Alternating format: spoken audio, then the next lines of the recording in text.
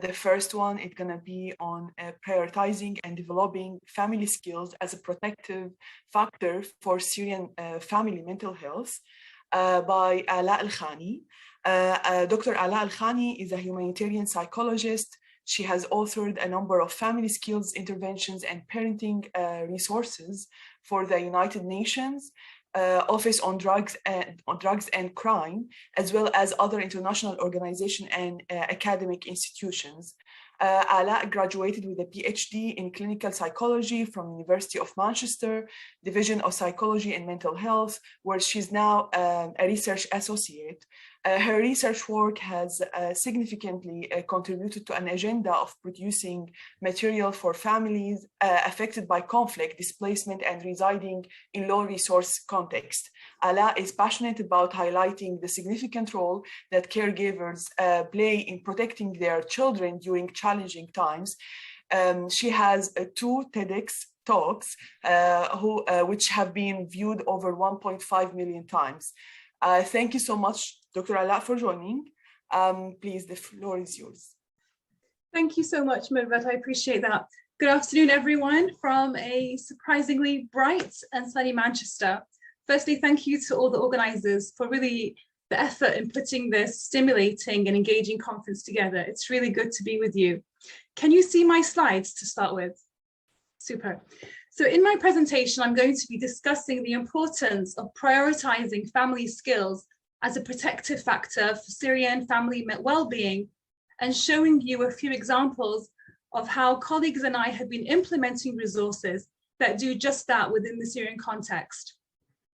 So when we discuss supporting the needs of Syrians, we almost always focus on the physical health of individuals, and mental health might get a small fraction if we're lucky. My husband is a humanitarian general surgeon and has done extensive work in Syria. And I'm always so disappointed when I listen in to the conferences and to the medical meeting that he takes part in, because there's almost no discussion on the mental health needs in this context. So thank you to the organizers of this conference for really highlighting this in today's agenda. When we consider how debilitating compromised mental health can be for the individual and the cycles it leaves of intergenerational trauma, we realize that mental health must be prioritized in all of our health responses. So war exposure and forced displacement threatens, I'm just trying to change slides. Just a moment. There we go. Okay, so war exposure and forced displacement threatens the well-being of parents and their children, leaving them at a risk of negative outcomes such as elevated rates of anxiety, depression, PTSD, and also the likelihood of them taking part in risky behaviors like substance abuse. We now have many studies conducted on the negative mental health outcomes of Syrians that have been exposed to the current conflict. The relationship that parents or primary caregivers have with their children can be the primary, most important factor in their future well-being. But what about during war and refugee contexts? Well, this is only even further magnified. But research tells us that displaced families are far more likely to have higher rates of interfamilial violence and conflict, and that their children are much more likely to experience violent discipline from their parents. We know that these children can be protected by warm, secure parenting, yet parenting support is almost always ignored in the cycle of care for families in humanitarian contexts. So myself and colleagues at the University of Manchester have conducted field research in refugee camps in Syria and in Turkey, really working on trying to understand how families are struggling, what challenges they're facing in light of caring for their children in these refugee camps. And what we found is that refugee families are really struggling to care for their children. They're faced with really tough environmental conditions, like a lack of resources and struggles for basic needs. And then also they're watching their children change in their behaviors and in their emotions. Children are becoming more aggressive, or they're becoming more withdrawn. They're becoming scared of loud noises, bright lights, many bedwetting, and parents don't know how to deal with these new changes. And parents themselves were also dealing with a huge sense of anxiety themselves, a big feeling of a lack of control, and then trauma themselves. And they didn't know where to get support from. Many parents I spoke to told me that they were making significant attempts at trying to access parenting support and advice, but on most occasions, there simply is just none available. It is not a need that's prioritized. Children's psychological recovery interventions in humanitarian contexts really often overlook the significant effects that children and their caregivers, that the caregiver can have on children's future trajectory. Now, children don't come with manuals. Anyone here who is a parent knows the hard role of being a mother or a father to a child. And all families in all contexts could really benefit from family skills programs and resources that aim to strengthen family protective factors like conflict resolution, the importance of listening and communicating with our children, also ways to encourage positive behaviors, ways to manage misbehaviors. And families that take part in family skills programs are much more likely to have better mental health, physical and social outcomes in the future. The importance of these types of programs have really been extensively documented all around the world in different contexts, but we're still not seeing significant efforts to make family skills programs available in war and refugee contexts. So, in response to this identified gap that we found in a lack of family skills work in the Syria response, and despite there being also much need, my colleagues and I have been developing and implementing family skills open resource information that can be accessible to meet this need. We've developed and work around this model of family multi-level parenting support delivery for families living in war and refugee contexts. And this model maps really well against the MHPSS model of psychosocial support, where every level of the model, families can be provided with family skill support, really dependent on how much resources the area they have has, and also how much need there is for their families. I'm going to really briefly touch on just 3 of these stages to give you some kind of idea of the different kinds of resources that we're using and the positive changes that these are making to Syrian refugee families and Syrian IDPs.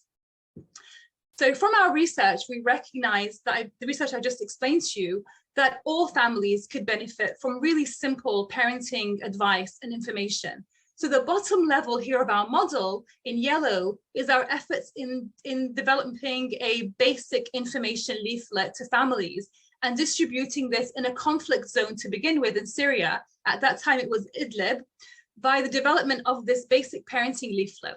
So this led to a novel published trial called the Breadwrap study. And this posted 3,000 urgent parenting advice leaflets and also feedback questionnaires to families living in a conflict zone. I think, could somebody mute, please? I think somebody's unmuted. Thank you. Where was I up to? Oh yes, so these leaflets explain the different types of behavior that children might be going through and advice on how parents could support their children. Things like providing safety, giving praise, spending time together with our children, trying to maintain some kind of routine despite the chaos. The leaflets and the pens were wrapped in packaging for bread and delivered by an NGO that was working in a bakery inside Syria. So out of the 3,000 leaflets that we distributed, we had a response rate of almost 60%. And that's a huge number when you consider that this is a conflict zone, an active conflict zone inside Syria. And over 80% of the internally displaced Syrian caregivers that responded to the usefulness leaflets rated the overall usefulness of the leaflet as either quite a lot or a great deal. And they left over 300 comments really asking for more extensive support and help with their parenting of their children. We've used this method too in response to the COVID-19 pandemic. developing specific parenting tools such as a booklet and a parenting information leaflet for families facing the pandemic in IDP and refugee context. And we've distributed these extensively in North Syria. These efforts are really acknowledging how important it is to have tailored information for the refugee context.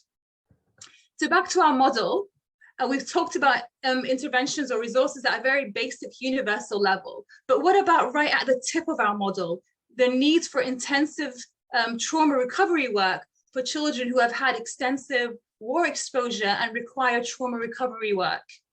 What we've done here is we've worked with the Children and War Foundation to enhance their existing Teaching Recovery Techniques program, which is an evidence-based trauma recovery program that's been used globally for over 20 plus years, I think. This original program is a child trauma recovery program. So it's just for children who score high on trauma measures. What we've done is add a whole new stream of sessions to this aimed at parents.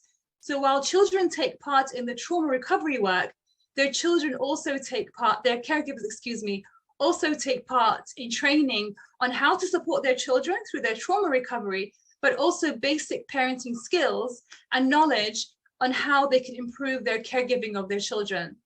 We first conducted a pilot of this with Syrian families living across the Syria-Turkish border in refugee camps, and we had really promising results of improvements in child behavior, family functioning, and child and caregiver mental health and well-being.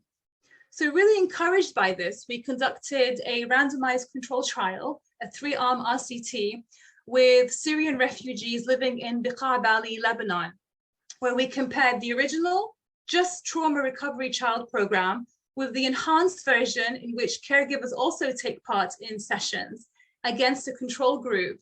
And we found really significant results in children's well-being, behavior, and parental feelings of efficacy in this enhanced session.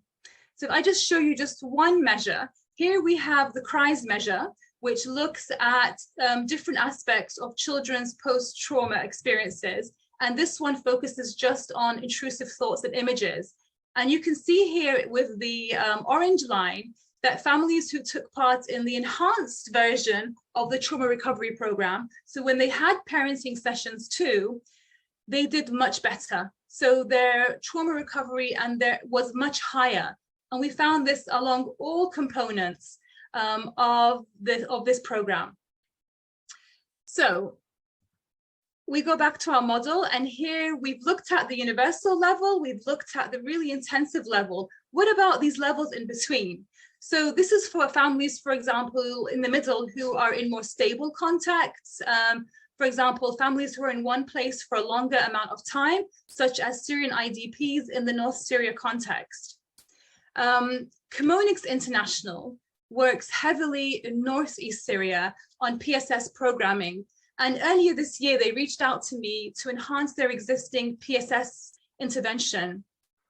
I ended up writing a completely new program called Better Together, which is a psychosocial and family skills intervention that has a really strong focus on trauma recovery.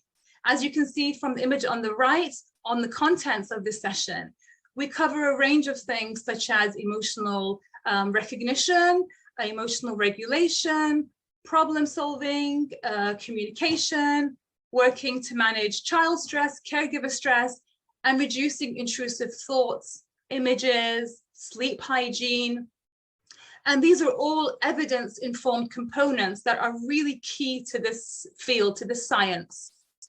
Key features of this program are that it's really light, so it requires an infrastructure that's really easy to mobilize and train, and is aimed at lay people from different backgrounds. So you don't have to have a psychology degree to be able to be a facilitator of this program. And there are sessions for both children and their caregivers. You can see here from the imagery that all the documents that were aimed for caregivers are really light and rely heavily on images and icons. We recently piloted Better Together in Deir ez-Zor, Northeast Syria, in one of the really big intensive IDP camps. And we've only recently received the results, and they were really promising. Chemonics has just won funding for another phase in which we hope to run a randomized controlled trial of the program in other camps too in North Syria, with several hundred families too. The main results that we're finding along all 27 indicators, and this is after doing a baseline and an end line, is that there are significant effects along every single component. For the sake of time, I'm just going to touch on the few that you can see in the slides. Trauma was measured through intrusive thoughts, intrusive images, and we found a really significant reduction in intrusive thoughts and images for children and their caregiver. So for example, a 63% decrease in children with intrusive thoughts and a 70% decrease for caregivers. Intrusive thoughts and images are incredibly debilitating and disabling for people who experience them. So this is a really, really big change in their life, really. Sleep disturbances are also a really big indicator, again, of trauma. And again, from these numbers, you can see almost 2/3 decrease for children and for caregivers. Corporal punishment, so physical chastisement, is also sadly used a lot in refugee context, specifically the Syrian context. And we had almost 1/3 decrease reported by both children and caregivers. So really significant improvements in family functioning and in well-being. It's easy to get caught up in these numbers, but these aren't just numbers. And that's something I think we should always keep in mind. These are life-changing effects. Drops in numbers indicate improvements in children's conduct problems, in their mental health of themselves, in the mental health of their caregivers, and in their relationship with others. These are children and adults who are far more likely to go on to have better future outcomes. So in summary, family skills programs can be delivered even in challenging contexts. We really need to make use of this really wonderful protective shield that caregivers can be for their children, even during refugee and conflict contexts. And we can do this by ensuring that we provide access for family skills resources. We know family skills interventions can be delivered even in these really harsh, challenging contexts like we have in Syria, but there's a need to make resources light and flexible, and our approaches to both training and delivery to be flexible too. And when we do this, we're reducing this negative effect that war has on the caregivers and the children. And in this way, we're empowering families and we're helping them to rebuild their future and to thrive. Thank you.